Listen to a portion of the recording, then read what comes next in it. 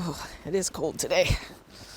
It's the dead of winter, and staff from the Atlantic Coastal Action Program in St. John are braving the cold to check in on an aging forest that surrounds the Loch Lomond watershed. They're one of the environmental partners working with the city to reshape this forested landscape. 30 acres will be reforested here, an effort necessary to protect St. John's drinking water by reducing a threat that arrives when temperatures get warmer. In this instance, we've got a stand that's primarily balsam fir, a lot of softwood, and it's reaching the end of its lifespan, so it's starting to die off and fall down, and that creates a large wildfire risk. Wildfire can be quite detrimental to water quality, so we're trying to remove those trees to kind of prevent future issues. So these are an example of some of the trees that are kind of throughout this stand that we're looking to cut down. A healthy tree will have a live crown, so like branches with leaves or needles on it, for at least 30% of the trunk.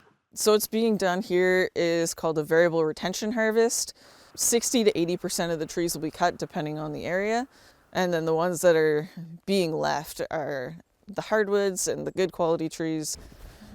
Frozen ground means less chance of runoff reaching nearby waterways that feed into the watershed.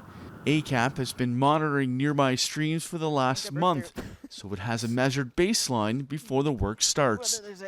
Every other week we come out and do some water quality sampling while continuing to monitor during the operation, and after the operation is finished, we can see if there's any changes to the water quality based on the operation that took place. And there's a lot of dead ones already on the ground in here. Hopeful for a more resilient tree species to return here, Scott says it's a wait-and-see approach on how this forest will renew itself.